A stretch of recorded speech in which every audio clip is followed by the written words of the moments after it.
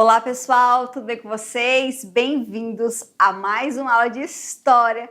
Eu sou a professora Zilmar e a sua aula favorita começa agora.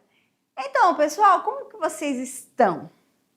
Espero que muito bem e estejam preparados para a aula de hoje, que é um assunto bastante interessante, é um assunto onde todos nós vamos discutir a nossa realidade, a história, a memória e como é importante nós nos atentarmos aos fatos e nunca acreditarmos em coisas que são repassadas sem nenhuma prova, principalmente científica. Então, hoje nós vamos debater sobre história e memória. Estão preparados? Aposto que sim, então vamos lá. Hoje nós vamos falar sobre memória, verdade histórica, justiça social no tempo presente.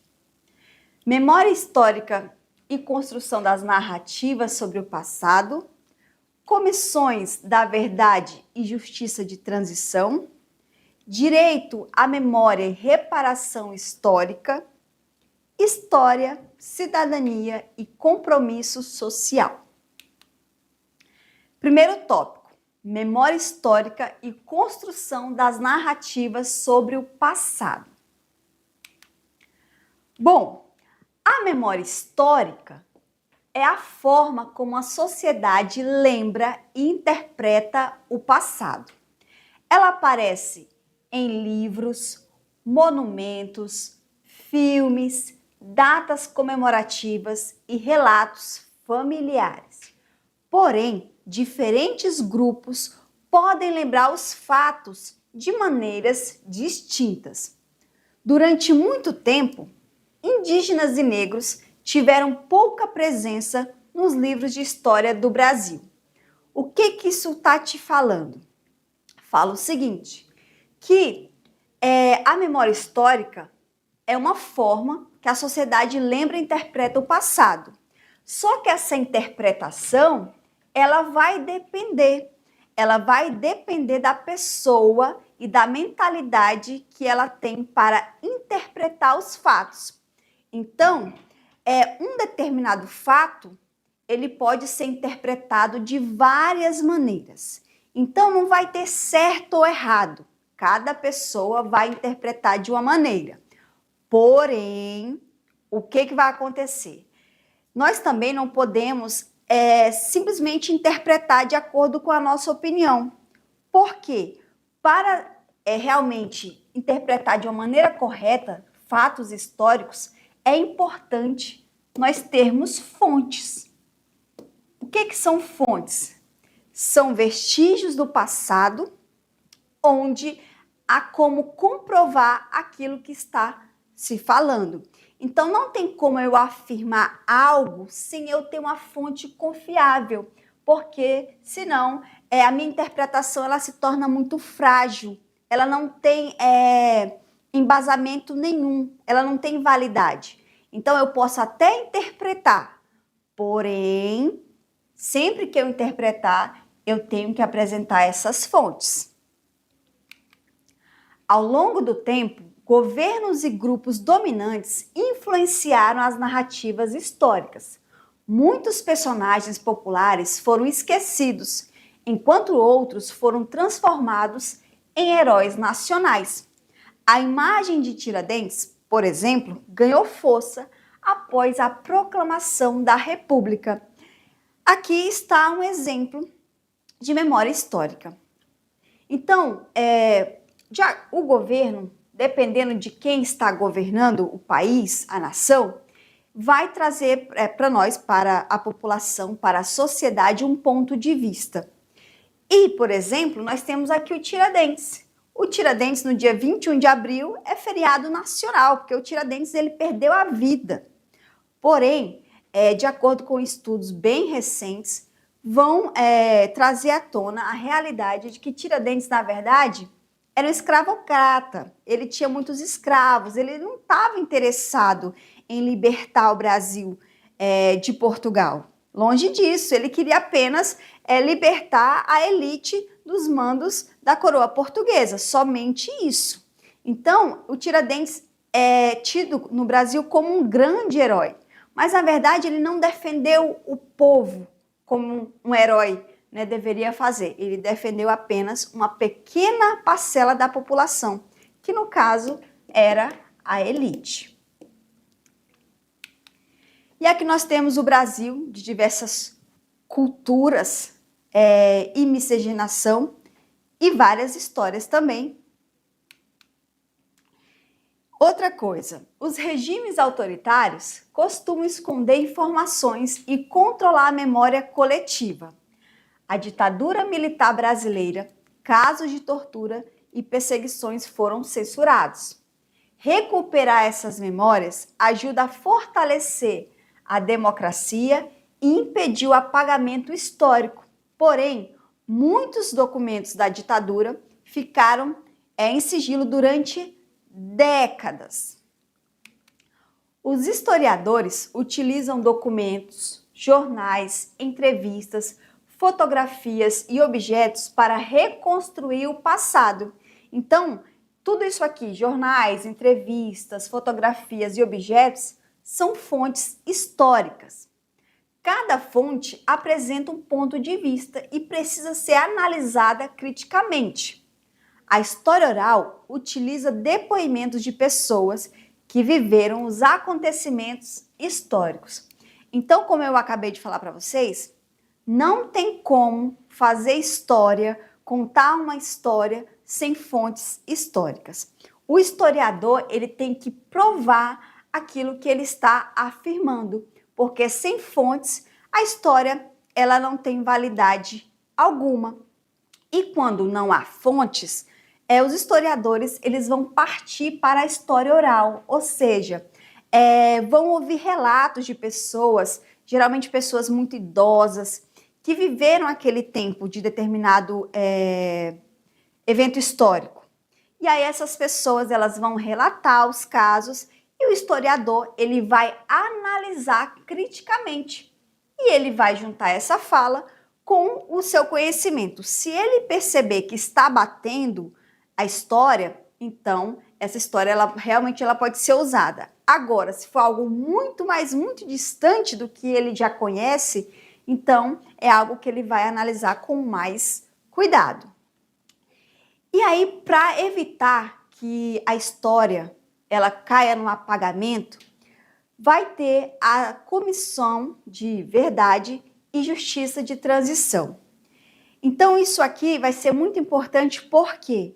Porque vai trazer à tona documentos esquecidos durante a ditadura militar.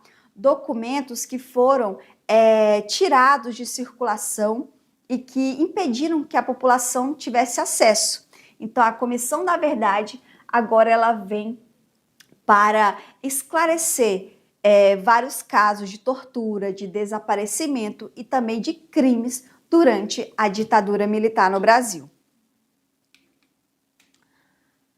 A justiça de transição acontece quando um país sai de um regime autoritário e retorna à democracia, o que foi o caso do Brasil em 1985, quando acaba a ditadura militar. Seu objetivo é investigar violações de direitos humanos e reconhecer as vítimas. Ela busca fortalecer e evitar novos abusos. Argentina e Chile também criaram comissões para investigar crimes da ditadura. A Comissão Nacional da Verdade foi criada em 2011 para investigar violações de direitos humanos ocorridos entre 1946 e 1888, principalmente durante a ditadura militar. A comissão reuniu documentos, ouviu testemunhas e produziu relatórios sobre prisões ilegais, torturas, assassinatos e desaparecimentos políticos.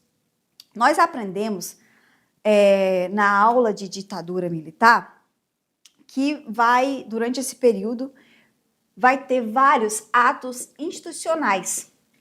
E um dos atos institucionais mais polêmicos vai ser o ato institucional número 5. Esse ato ele vai ser criado durante o governo do presidente Costa e Silva. E aí, nesse ato institucional, no AI-5, prefeitos, governadores, eles vão ser cassados, o Congresso ele vai ser fechado, vai ser suspenso o habeas corpus, vai haver agora invasão de residências, a censura vai ser extremamente,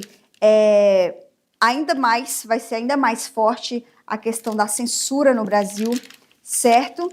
E nós também vamos ter a pena de morte, que vai ser onde vai vir com outro ato institucional, que vai ser o AI-14. E aí o que vai acontecer? Quando vem o ato institucional, depois vai vir o DOI-CODE. O que é o DOI-CODE? Vai ser um destacamento de operação de informação, onde o objetivo do DOI-CODE vai ser destruir os movimentos opositores e garantir que eles não se organizassem. Então, o DOI-CODE ele vai ser usado para localizar, interrogar e capturar opositores. Para você ter uma ideia, após a ditadura, vai ser feitas mais ou menos 1.206 denúncias de tortura. Então, com o DOI-CODE, nós temos agora a legalização das torturas. Que tipo de tortura? Nós vamos ter afogamentos, nós vamos ter violência sexual, nós vamos ter onde os militares eles prendiam as pessoas e colocavam animais nos seus orifícios, e tortura também. E aí, quem denunciasse ia ser recompensado de alguma forma. Então, essa Comissão Nacional da Verdade, agora ela vem esclarecer todos esses crimes e trazer para a sociedade o que de fato realmente aconteceu. O trabalho da comissão não tinha a função de condenar criminalmente, mas esclarecer os fatos históricos e reconhecer as vítimas. O relatório final da Comissão Nacional da Verdade foi entregue em 2014. E aqui nós temos um painel da exposição de mortos e desaparecidos políticos. Então, até hoje, em 2026, há relatos de que há muitas pessoas que ainda estão desaparecidas desde a época da ditadura. Então, as famílias nunca encontraram seus corpos. Essas pessoas simplesmente sumiram. Então, a Comissão da Verdade, ela vem trazer esse fato para a sociedade e tentar identificar e localizar esses corpos. Então, aqui nessa imagem você percebe que muitas pessoas ainda hoje permanecem desaparecidas desde o tempo do regime militar no Brasil.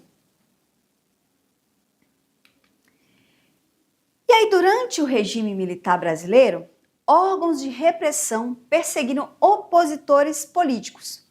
Muitos estudantes, artistas, jornalistas e militantes foram presos e torturados.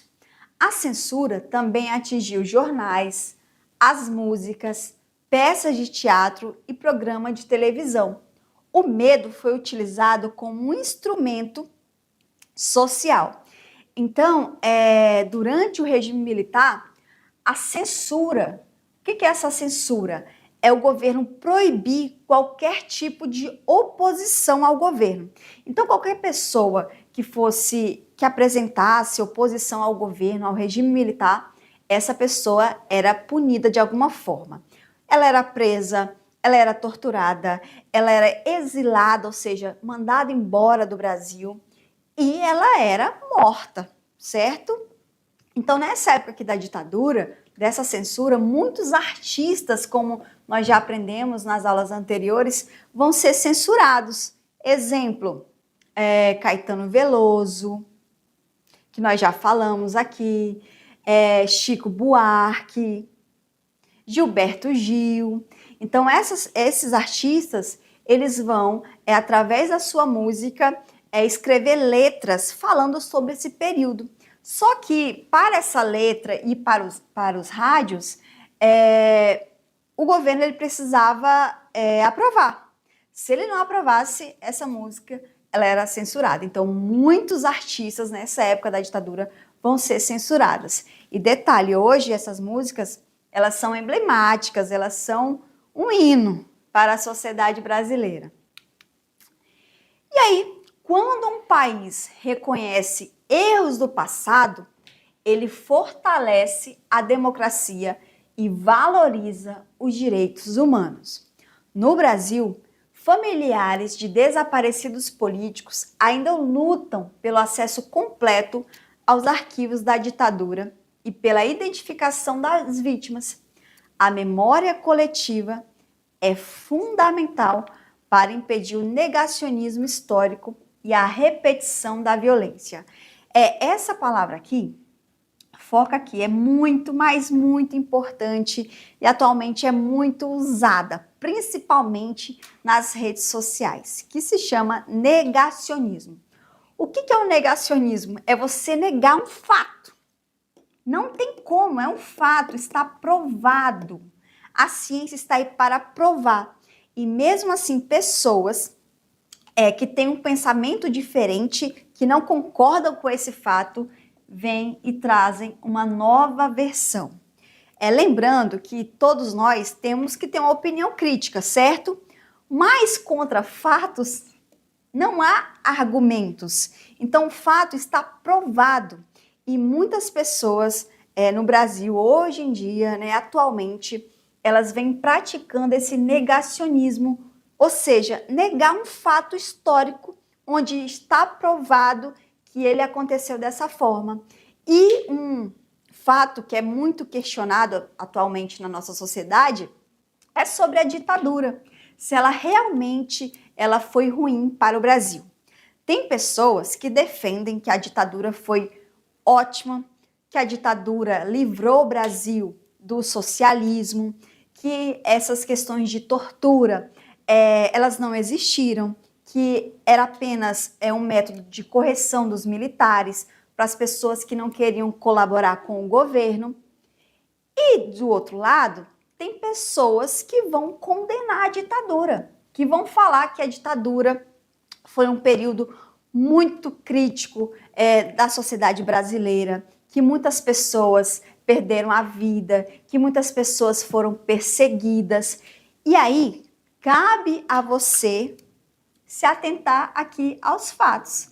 Então, há vários estudos, livros, autores, personagens, pessoas que viveram naquele tempo, que afirmam que a ditadura realmente foi algo muito perverso no Brasil, onde as pessoas não tinham liberdade, onde as pessoas eram censuradas e onde era para ser algo muito rápido e que, no caso, os militares vão levar isso e vai durar aí 21 anos nesse regime de censura. E aí, nós temos direito à memória e à reparação histórica. Vamos lá. Aqui nós temos algumas modalidades do direito humano, dos direitos humanos. Então, nós temos direito à paz, nós temos direito à saúde, à crença, ou seja, eu posso ter a religião que eu quiser e eu não vou ser punida por isso. Progresso, nacionalidade, educação, igualdade, pensamento, autodeterminação, liberdade, expressão, trabalho e vida. Então, aqui temos alguns pilares dos direitos humanos. Então, você tem direito a tudo isso aqui. Qualquer coisa que não te permita ter, quer dizer que está violando o seu direito. Bom, o direito à memória significa que a sociedade tem o direito de conhecer sua própria história, inclusive seus momentos mais dolorosos. Isso inclui reconhecer perseguições, violências e injustiças cometidas pelo Estado ou por grupos dominantes ao longo do tempo. A memória, ela fortalece a cidadania porque permite reflexão crítica sobre o passado e o presente. Então quer dizer o quê? Que todos nós temos direito a uma memória histórica. Todos nós temos direito de conhecer a nossa própria história. Então nenhum governo pode tirar das pessoas, dos cidadãos, acesso à informação. Você pode ver isso aí durante o período militar, onde tudo era censurado, havia livros que não podiam ser vendidos, que não podiam circular na sociedade. As pessoas que eram pegas lendo ou ouvindo algum tipo de música que não era aprovada pelos militares, essa pessoa, ela sofria várias consequências. Então, todos nós temos direito de conhecer o nosso passado, a história do nosso país. E por muito tempo, nós não tivemos esse direito. E logo após a ditadura, os documentos do período militar continuaram guardados, não foram abertos para a população, somente depois é que começaram a analisar esses documentos. E diga-se de passagem que muitos documentos até hoje, eles permanecem guardados. A reparação histórica busca reconhecer danos sofridos por grupos sociais que foram explorados, perseguidos ou discriminados. No Brasil, a reparação envolve povos indígenas, população negra, vítimas da ditadura, comunidades tradicionais. Essas reparações podem acontecer por meio de indenizações, reconhecimento oficial, políticas públicas e valorização cultural. Então, o que é uma reparação histórica? É você tentar, de alguma forma, amenizar o sofrimento de uma população, de um povo, de uma comunidade. Então, por exemplo, nós temos aqui a população negra. Nós sabemos que a escravidão no Brasil, ela só chegou ao fim em 1888. Então, durante esse período, os negros no Brasil eram escravos, eram tratados como escravos, literalmente. Não tinham direitos, não tinham acesso à educação, eram tratados com preconceito, eles sofriam castigos físicos, então era tratado como uma raça inferior. E isso por muito tempo. Após a Lei Áurea, após a libertação, essa população negra de ex-escravos vão continuar sendo tratados da mesma forma. Por quê? Porque após a libertação dos escravos, o governo não vai fazer política pública alguma. Então só vai libertar mesmo esse negro. E o que vai acontecer? Esse negro, por nunca ter tido uma casa, por não ter mais emprego, por não ter educação, muitas vezes ele vai continuar trabalhando no mesmo lugar onde ele era escravo. Por quê? Porque ele não vai ter oportunidade, não vai ter escola, ele vai sofrer preconceito, ele não vai ter uma alimentação. Então, ele vai preferir ficar nas fazendas, pelo menos onde dormir e comer, do que ir para o mundo onde ele vai sofrer vários preconceitos. Diga-se de passagem que vão ser libertos, acabou a escravidão. Só que esse negro, por muito tempo, ele ainda vai ser tratado como escravo, ele não vai ter dignidade, ele vai sofrer o racismo. E uma das formas de reparação histórica, de amenizar o que foi feito com esse povo, vai ser as cotas raciais. Então, as cotas, é um assunto muito polêmico. Por quê? Porque há pessoas que vão defender e há pessoas que vão condenar. As que defendem é isso aqui, ó, que os negros, eles têm direito e eles têm que ser reparado todo o mal que fizeram a eles durante muitos séculos. Então, os negros, o que é as cotas? É você tirar uma porcentagem de um concurso, de uma faculdade, de vagas e destinar a esse público aos negros. Por quê, professora? Eles são tratados como inferiores? Não, porque isso aí é uma forma que o governo encontrou para reparar todo esse mal que a escravidão causou a essa população e causa até hoje. Então, hoje você vê muitos casos de racismo, de preconceito. Até hoje, o negro, ele sofre preconceito, racismo na nossa sociedade. E algumas pessoas veem eles como pessoas realmente inferiores. Já as pessoas que condenam as cotas falam o seguinte, que já que quer falar que o negro é igual todo mundo, então não tem motivo de dar cotas, ou seja, de reservar vagas para esse povo. Por quê? Porque eles estão tendo a mesma oportunidade que os brancos. Agora a pergunta é, você acha que os negros, os índios, eles têm a mesma oportunidade que os brancos tiveram ou têm? Aí é para você pensar e você analisar se as cotas elas realmente são boas, elas vão ajudar a reparar todo o mal feito, ou se realmente não tem sentido algum, já que o negro ele pode estudar, ele pode ter a mesma oportunidade que qualquer outra pessoa. E aí nós temos aqui os povos indígenas, que sofreram expulsão de terras, violência e apagamento cultural desde o período colonial. Muito tempo, sua história foi contada apenas pela visão dos colonizadores. Hoje, movimentos indígenas lutam pelo reconhecimento de suas culturas, línguas e territórios tradicionais.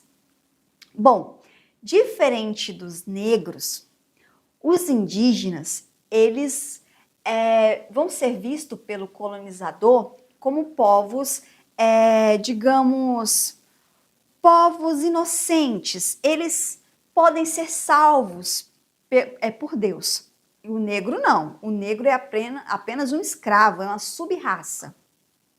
Então, quando os europeus eles chegam ao Brasil, eles decidem colonizar o Brasil, esse indígena ele vai sofrer uma mudança radical na sua cultura. As terras que pertenciam a eles vão ser tomadas, agora pertencem ao colonizador, aos portugueses, e posteriormente vai pertencer às elites. Até hoje isso acontece. Nós vamos ter uma violência, vai ter muitos casos de estupro, vai ter muitos casos de escravidão. Só que os índios, eles não vão ser escravizados.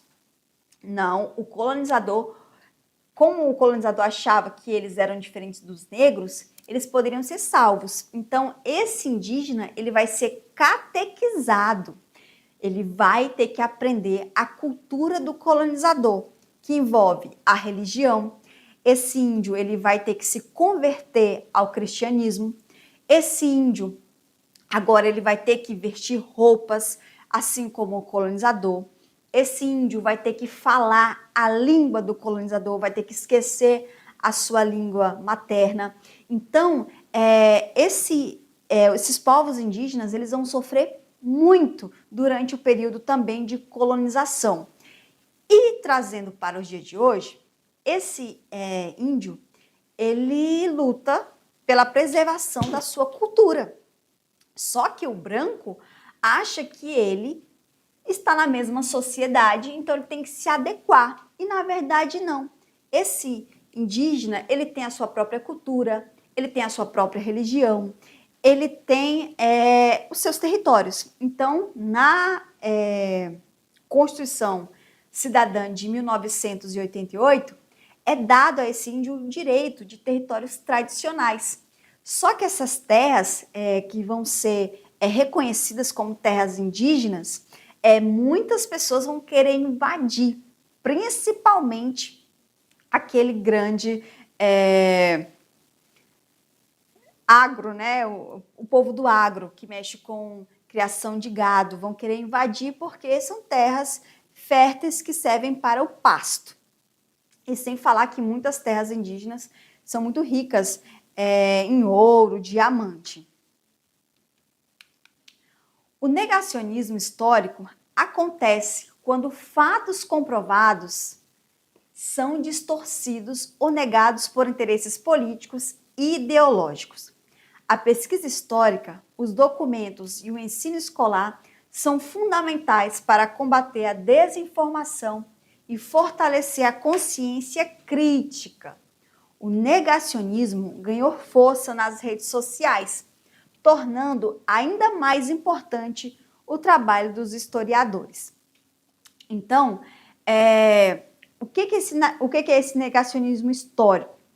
É quando fatos, como eu acabei de falar, comprovados cientificamente, eles vão ser distorcidos, ou seja, vão ter uma nova interpretação. Por exemplo, na ditadura havia uma tortura. Não havia uma tortura. O que os militares faziam era apenas uma forma de combater a desorganização do Estado. Simples, era apenas uma correção. Então, os fatos históricos eles são distorcidos e as pessoas começam a dar outro significado que não existe. É a mesma coisa de que falar que o negro ele não sofreu, ele não merece cotas, porque hoje em dia ele pode ter a mesma oportunidade que os brancos. Nós sabemos que para o negro é muito mais difícil, porque há toda essa carga histórica em volta desse povo. Então, para você realmente ser uma pessoa crítica, você realmente evitar esse negacionismo, é importante que você olhe os fatos de uma maneira crítica, que você leia, que você procure a fonte, quem está falando, e evite propagar notícias de WhatsApp, onde as fontes são da cabeça da pessoa, onde as pessoas começam a inventar histórias que não são reais, mas que, infelizmente, por falta de conhecimento, as pessoas acabam acreditando. E aí chegamos no nosso tópico final, que é história, cidadania e compromisso social. O estudo da história ajuda os cidadãos a compreender seus direitos e deveres dentro da sociedade.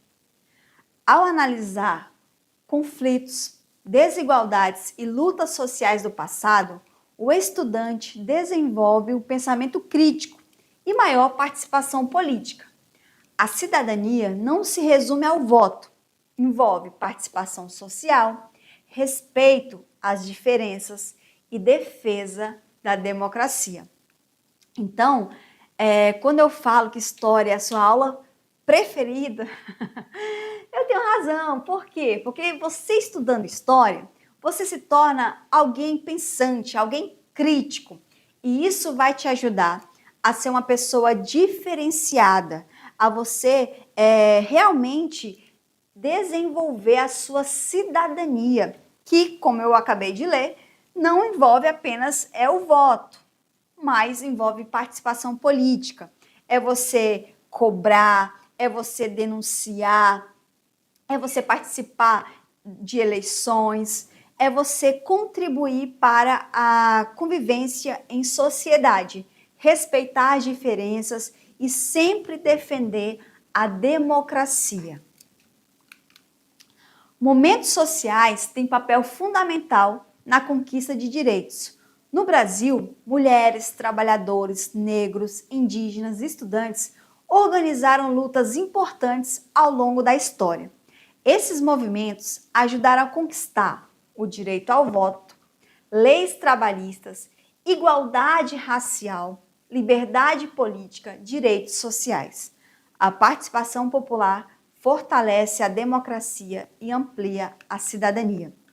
Nas aulas anteriores, eu falei para vocês que não adianta nós não concordarmos com algo e ficarmos dentro de casa, apenas falando alguma coisa na internet, mas que para haver uma mudança nós temos que nos movimentar, nós temos que participar. A união faz a força. E aqui você pode ver uma imagem de vários estudantes, eles estão lutando por uma causa.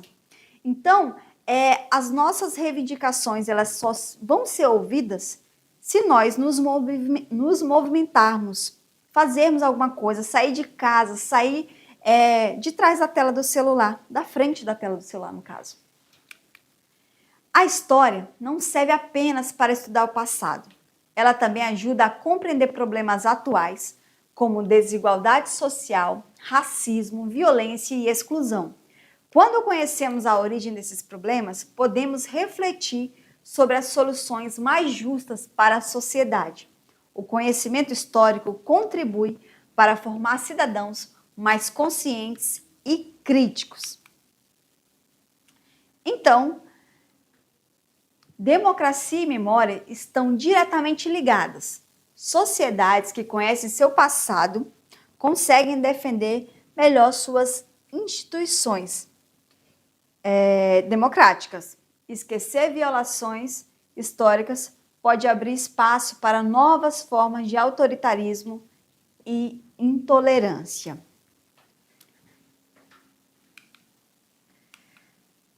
Bom, na aula de hoje nós vimos como é importante nós analisarmos, nós lermos e procurarmos fontes seguras.